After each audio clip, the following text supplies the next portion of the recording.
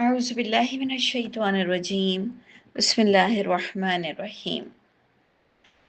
سورہ مائدہ ہم پڑھ رہے تھے اور بہت ہی امپورٹنٹ باتیں تھیں، 2 آیتوں میں ہی بے انتہا ہم نے چیزیں سمجھی۔ 3rd آیت ہم نے سٹارٹ کر دی تھی، اس کو بھی ہم نے ادھورا چھوڑا تھا کیونکہ کافی چیزیں تھیں۔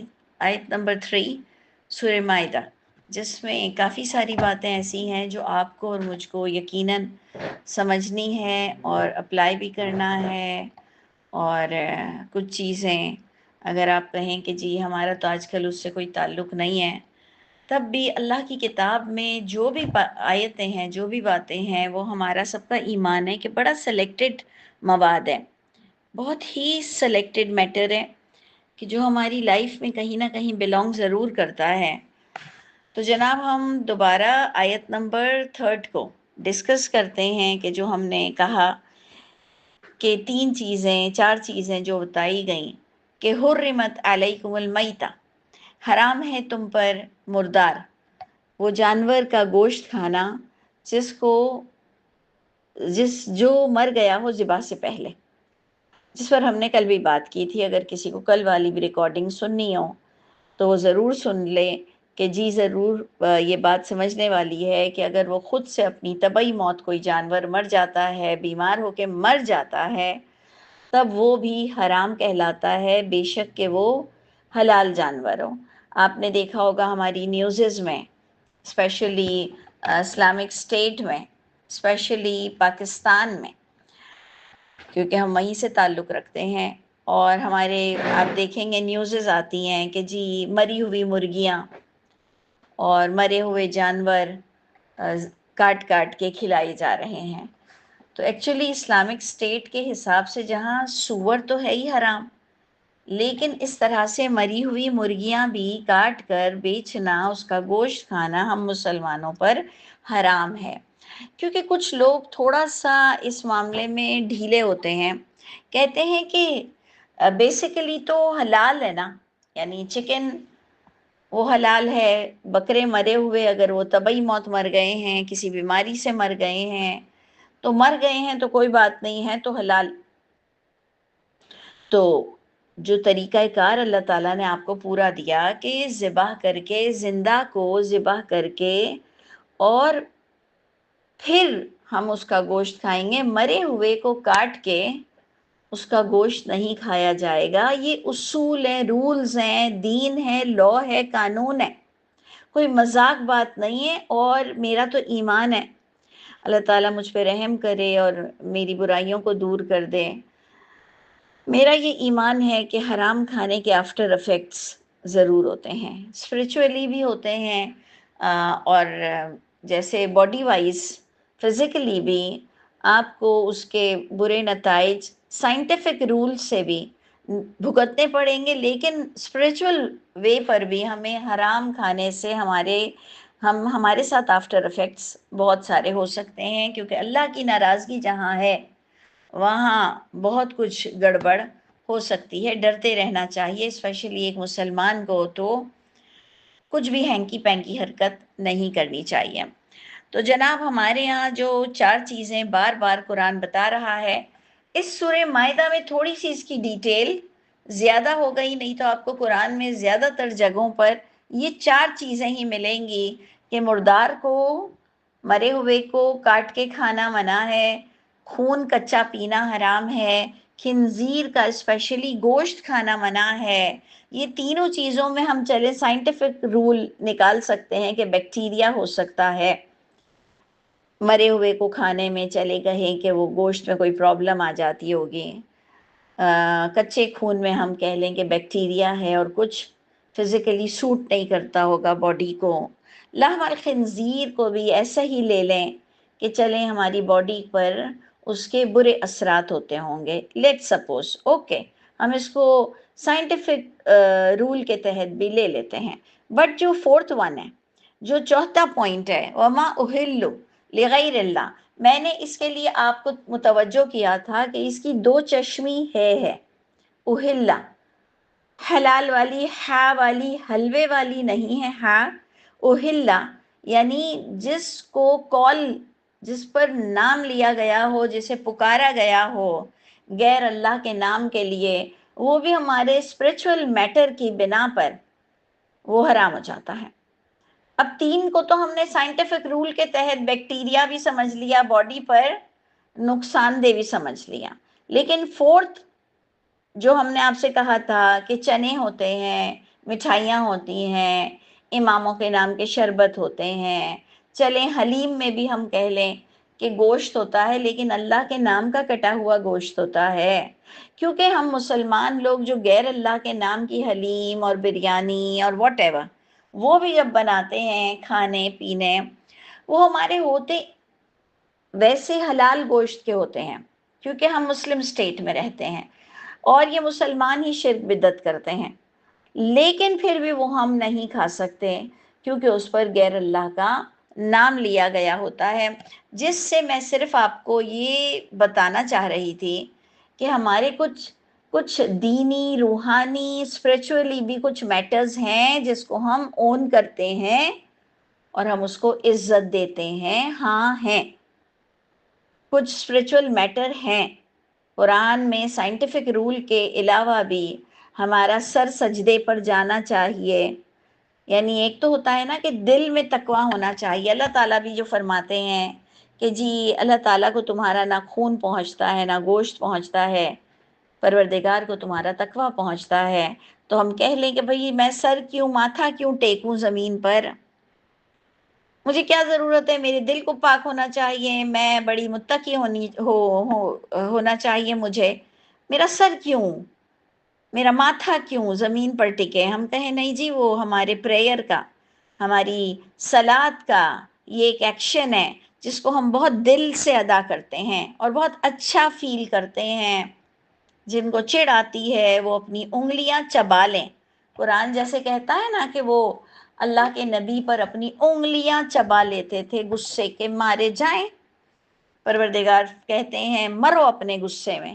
جن کو پریئر سے، نمازوں سے، روزے سے، حج عمرے سے، ان سے بہت ہی اریٹیشن ہو رہی ہے، تو جاؤ اپنے غصے میں مرو۔ ہمارے لیے تو یہ سکون کا باعث ہے اور ہمیں قرآن سے یہ نظر بھی آ رہا ہے۔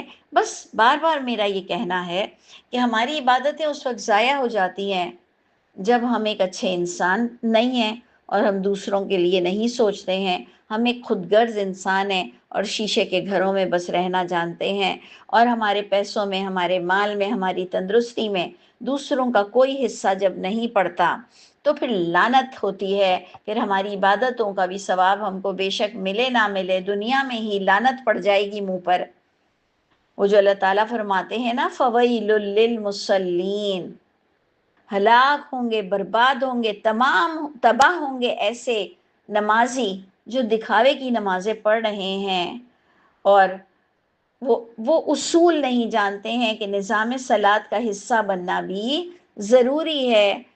پھر جا کر انشاءاللہ آپ کی عبادتیں قبول ہوتی ہیں جب ہم اپنے معاملات کو اور دوسروں کے ساتھ ہم درست ہوں اور ہم ایک اچھے انسان ہوں اپنے گھر میں بھی، ہمارے گھر والے، ہمارے والدین، ہمارے بچے، ہمارے اسپاؤس ہم سے خوش ہوں، ہم ایک اچھے اخلاق کے مالک ہوں،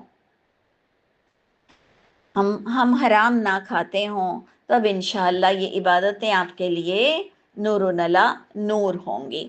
اچھا جی، اب آج سورہ مائدہ میں تھوڑا سا اور ایکسپینڈ کر دیا بات کو کہ اور کون کون سے کلاسیفیکیشن کی گئی کہ اور کون کون سے معاملے میں جانور کو ذبح کرنا منع ہے اور کس سچویشن میں جانور کو ذبح کر کے حلال کر سکتے ہیں۔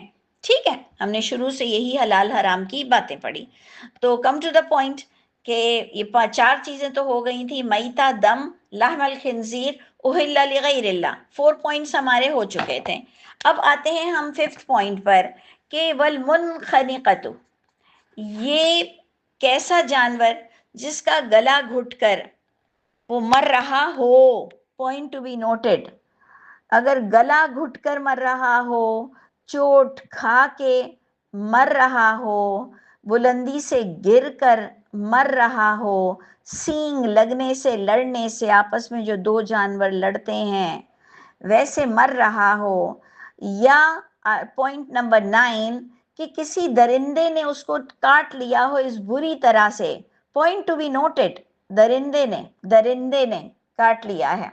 हमारे साइंटिफिक रूल के मुताबिक हम कहते हैं कि अगर दरिंदे ने काट लिया है तो ब्लड तो पूरा सर्कुलेट हो जाएगा ना, उसके जर्म्स तो पूरे सर्कुलेट पूरे बदन में फैल जाएंगे। ओके, लेकिन कुरान आपको बता रहा है, हमने 5th पॉइंट पर रखा गला घुट के मरना, 6 चोट खा के मरना, 7 बुलंदी से गिर के मरना, 8 सींग लगने से मरना, 9 जिसे दरिंदे ने बाइट कर लिया हो, ठीक है, इल्ला मा ज़क्कैतुम, मगर तुम इन जानवरों को भी ज़िबा कर कर खा सकते हो कि अगर उनके दम में दम है और तुम उसको पाकीज़ा कर दो, इल्ला मा ज़क्कैतुम, कि तुम उसको पाकीज़ा कर लो। और पाकीज़ा कैसे होता है? ज़िबा कर कर होता है।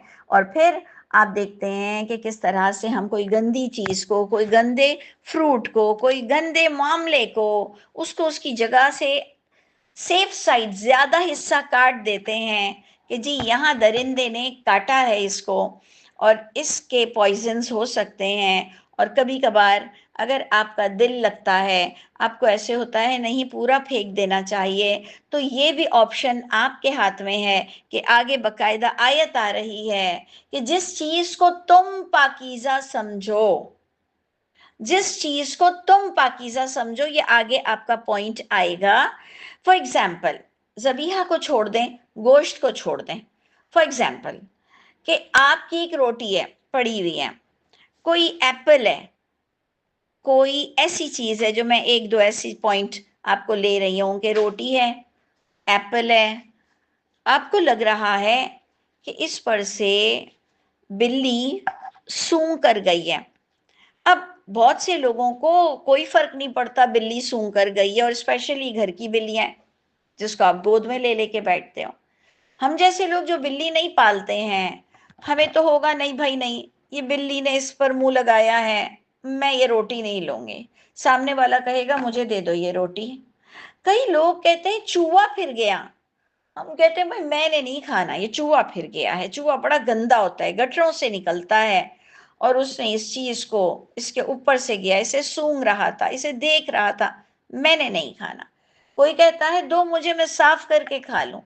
इवन एप्पल है, एप्पल के आप जो पील हो जाता है, उसके छिलके आपने उतारे, आपने कहा कोई बात नहीं इस पर छिपकली बैठी हुई थी, तो मैं धो के इसको पील ऑफ कर लूं, इसको इसको छिलका उतार दूं, मैंने खा लेना है, मुझे कोई मसला नहीं है। कोई कहेगा नहीं भाई मैंने नहीं खाना क्योंकि इस पे छिपकली बैठी हुई थी। हम कहेंगे भाई सेब ही था ना, धुल गया, देखो साफ हो गया, वो कहेगा मैंने नहीं खाना। तो ये भी ऑप्शन अल्लाह ताला ने आपके हाथ में दिया हुआ है कि आपको क्या लग रहा है कि दूध में कोई चीज ऐसी गिर गई है कि मैंने नहीं पीना, अब मैंने नहीं यूज करना, इसको आप फेंक दो या किसी जानवर को पिला दो, मैंने नहीं पीना। कोई कहेगा कुछ भी नहीं है, ना कलर चेंज हुआ है, ना कोई बू आ रही है, हम तो यूज कर लेंगे दोबारा उबाल कर। तो it's all depend on you कि किसको आप पाकीज़ा समझते हैं। इसी तरह गाय का गोश्त हलाल है, गाय का गोश्त हलाल है, ऊंट का गोश्त हलाल है, लेकिन आपको डॉक्टर्स कहते हैं रेड मीट अवॉइड करो। और स्पेशली कोई खास पेशेंट होता है, उसके लिए तो बकरे का गोश्त भी मना हो जाता है, जो कि रेड मीट में आ जाता है। अब वो हमारे लिए हराम नहीं है, हलाल फूड ही हमने अपने ऊपर अवॉइड कर दिया कि नहीं भाई ये मुझ पे सूट नहीं करता है। और स्पेशली हम पाकिस्तानी, स्पेशली हम कराची वाले, हम लोग ऊंट तो इतना खाते ही नहीं है, गाय और बकरे ही खाते हैं। तब भी हम कहते हैं भैंस का गोश्त तो नहीं है, भैंस भी हलाल है। तो ये चीजें ऐसी हैं कि लोगों को समझाओ कि भाई इतना गुस्सा नहीं हुआ करो, कुरान की रूह से सिर्फ सूअर हराम है, उसके बाद जिसे तुम पाकीज़ा समझो तो आप एकदम गुस्से में आकर कहते हैं कि क्या कुत्ते बिल्ली खाओगे, और क्या तुम शेर और हाथी और गेंडा खाओगे। अरे भाई हम गाय भैंस भी नहीं खाते हैं, हमें प्रॉब्लम हो जाती है, हम ऊँट भी नहीं खाते हैं, हमें प्रॉब्लम हो जाती है, तो हम गाय भैंस क्या शेर कुत्ते कहाँ से हमें मिलेंगे। کتے بھی ہمیں پتا ہے کہ اس کی تو تھوک میں کتنے ہم سب کہتے ہیں کہ پرابلمز ہیں، تو ہم اس کے گوشت کہاں سے کھانے بیٹھیں گے؟ لیکن رب تعالیٰ کی کتاب نے آپ کو کہا کہ سور کا گوشت حرام ہے. تھوڑا سا سمجھ کر بات کیا کرو، بیلنس میں رہ کر بات کیا کرو. ہم آپ کو ٹو دا پوائنٹ بات بتا رہے ہیں، اتنا فرسٹریٹ ہو کے، اتنا غصہ ہو کے چیخا مت کرو. چیخنا ہم سب کو آتا ہے، اور مجھے تو بہت ہی آتا ہے، لیکن نا انسان بن جاؤ اور تمیز سے بات کو سننا گوارا کرو. سمجھ آ گئی بات؟ تو اس لیے آپ کو یہ آپشن دیا گیا، جو میں نے کافی ایگزامپلز بھی آپ کو دے دی، کہ کئی حلال چیزوں کو بھی اگر آپ کو لگتا ہے کہ نہیں جی میں نے نہیں کھانا، مجھے یہ پاکیزہ نہیں لگ رہا، تو گوشت کے معاملے میں تو کوئی پی ایچ ڈی کرنے کی بھی ضرورت نہیں، کوئی سی اے کرنا اور اے سی سی اے کرنا بھی ضروری نہیں. گوشت کے معاملے میں، گوشت کے معاملے میں تو ہمارے بڑے بزرگ جنہوں نے 1 کلاس بھی نہیں پڑھی ہوئی ہے، ان کو بھی ڈیٹیل پتا ہوتی ہے گوشت کے معاملے میں کہ بیٹا یہ گوشت باڈی پہ سوٹ نہیں کرتا، اور یہ گوشت سے تم کو یوں ہو رہا ہے، اور وہ گوشت مت کھانا. اور ایون ہم سم ٹائم سی فوڈ بھی نہیں کھاتے ہیں، ہم اکثر سی فوڈ بھی نہیں کھاتے ہیں کہ نہیں یہ مجھ پہ سوٹ نہیں کرتا. ایون ہم دودھ کے معاملے میں، دالوں کے معاملے میں ہماری اپنی سیلف اسسمنٹ بھی ہوتی ہے. اگر ڈاکٹر مانے نہ مانے، ہم کہتے ہیں جی اس کو نہیں پتا چلتا، مجھے پتا ہے نا، جبکہ آپ ڈاکٹر نہیں ہیں. اس کے باوجود آپ کہتے ہیں کہ نہیں میرا بھی کچھ ایک سیلف آبزرویشن ہے، کوئی پاگل تھوڑی ہوں کہ جب بھی میں یہ کھاتی ہوں مجھے پرابلم ہوتا ہے. تو آپ کو اگر کوئی اچھا ڈاکٹر ہوگا وہ بولے گا ٹھیک ہے، آپ خود سوچو اور آپ خود دیکھو کہ اگر آپ کو لگتا ہے کہ اس کے بعد آپ کو بہت ایسیڈیٹی ہو جاتی ہے، بہت پرابلم ہو جاتا ہے، تو ایوائڈ کرو. کیونکہ سیلف اسسمنٹ بھی بہت بڑی چیز ہے، اور وہم وہ ایک اور چیز ہے. تو رب تعالیٰ کی کتاب تو اولو الالباب بہت اچھی طرح سے سمجھ سکتے ہیں، جن کو اللہ تعالیٰ نے سماعت، بصارت، دل دیا ہے، جو کہ سب کو دیا ہے. ریئر ہیں، بہت تھوڑے سے دنیا میں لوگ ہیں جو دماغی معذوری میں کے تحت وہ دماغ کو چلا نہیں سکتے. نہیں تو اندھے، بہرے، ٹانگ بغیر والے، ہاتھ بغیر والے بھی ان کا دماغ ہوتا ہے. دماغ سب سے بڑی چیز ہے، جس کو آپ نے ان جانوروں کے لیے بھی، حلال حرام کے معاملے میں بھی، ذبح اور جھٹکے کے گوشت میں فرق کے معاملے میں بھی، اللہ اکبر اور اللہ کا نام لینے کے معاملے میں، ساری چیزوں کو آپ نے انڈرسٹینڈ کرنا ہے، اور آپ کر بھی لوگے کیونکہ بہت ایزی ٹاپکس ہیں.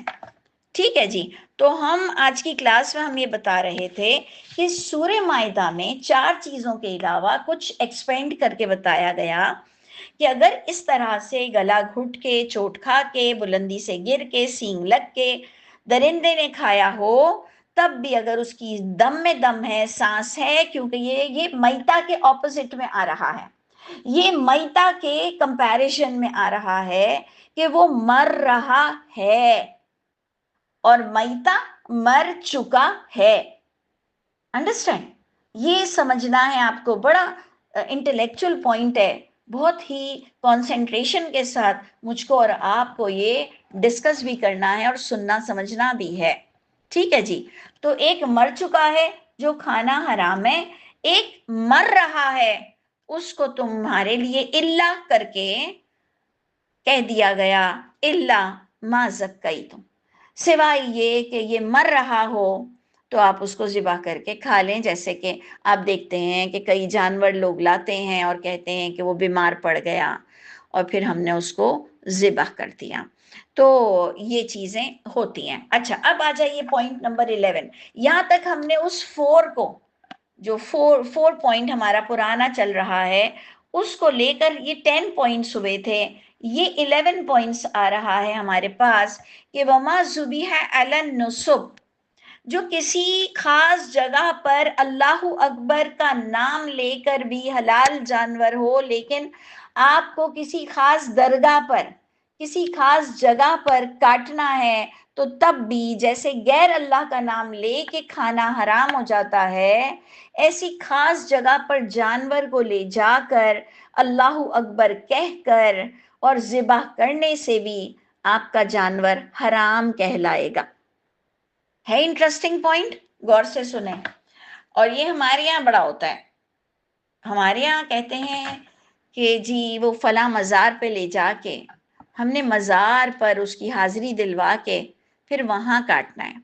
پھر ہم نے بھی سنا ہے کئی جگہ کہ جی وہ زمین جو ہم نے لی تو جی زمین کو خون پلانا ہے تو وہ بھی پھر حرام ہو جائے گا. کہا نہیں نہیں نہیں، بس اس زمین پر لے جائیں گے، وہاں ذبح کریں گے اور وہاں پر پھر بریانی یا کچھ بھی بن جائے گا اور غریبوں میں بانٹ دیں گے.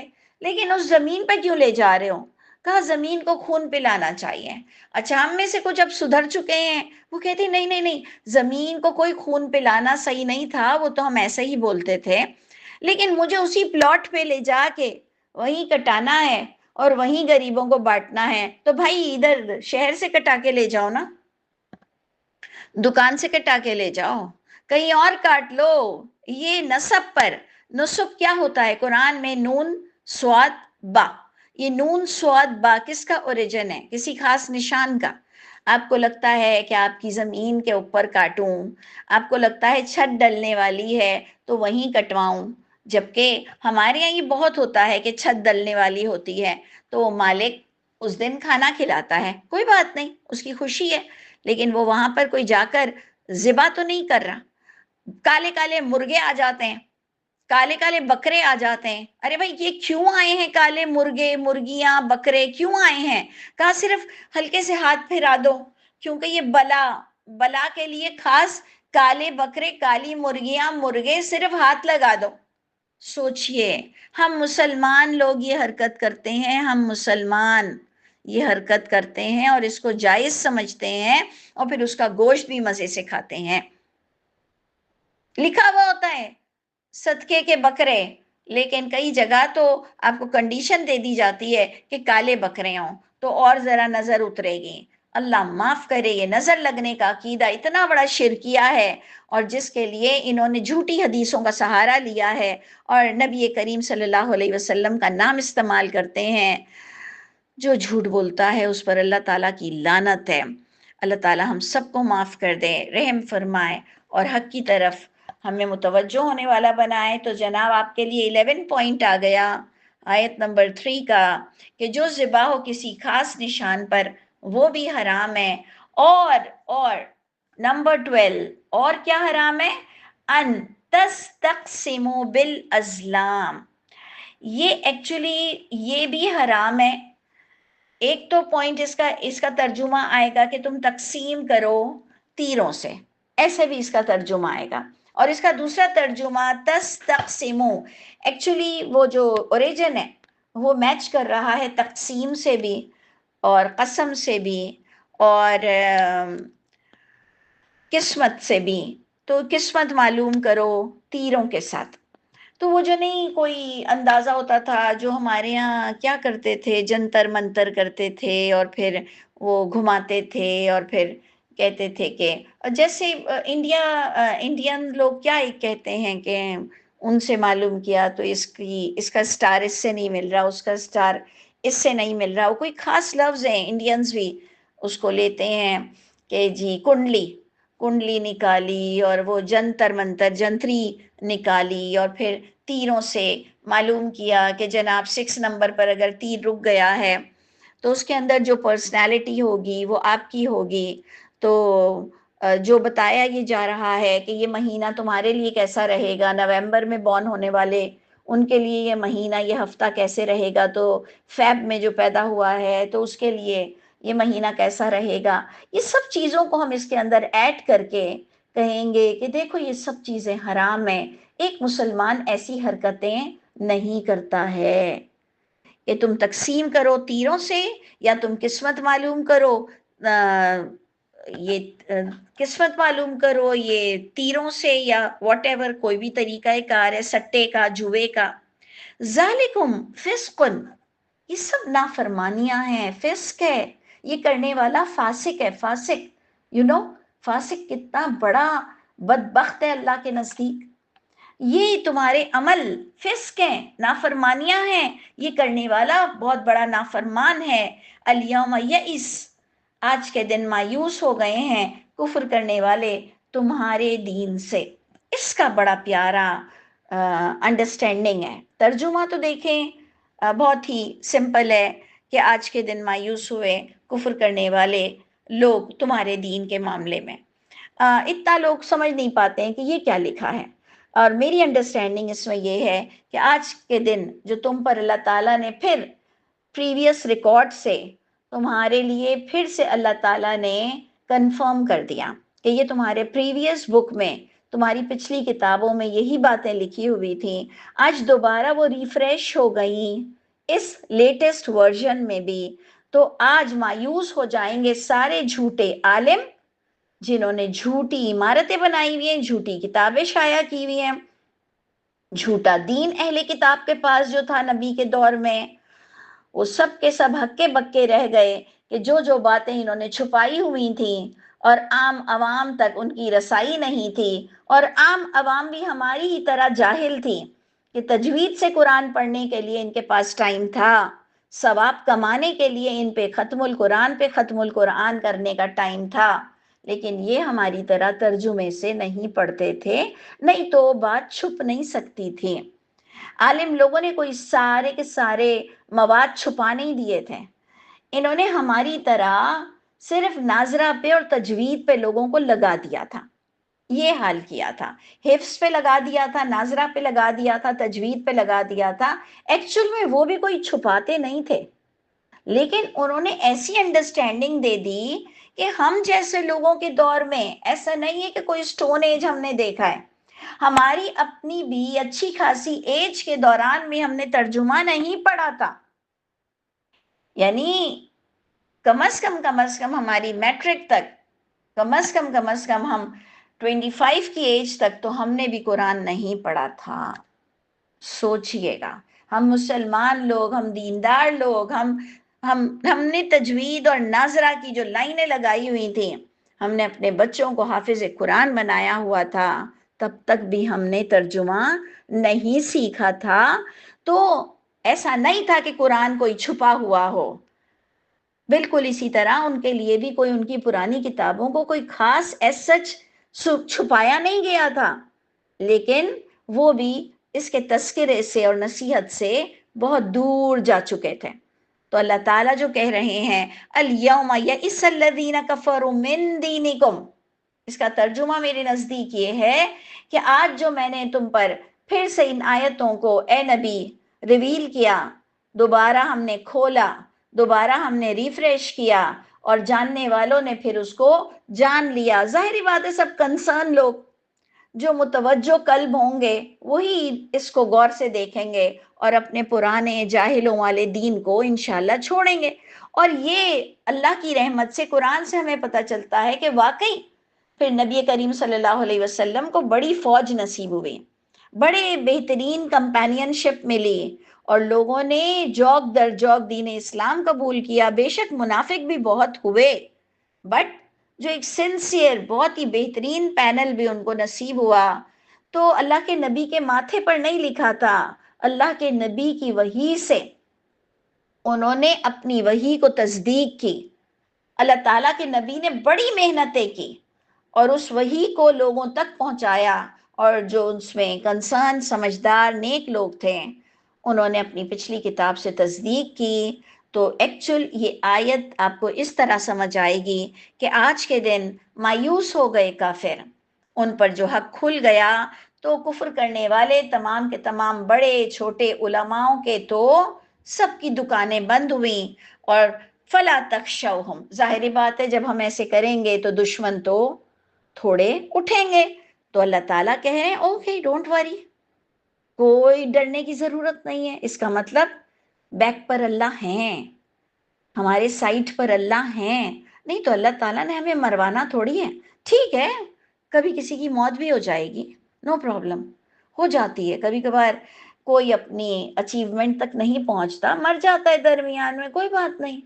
لیکن ایک عام معاملے میں اللہ تعالیٰ فرما رہے نہیں ایسا ڈرنے کی کوئی ضرورت نہیں ہے، کام کرو.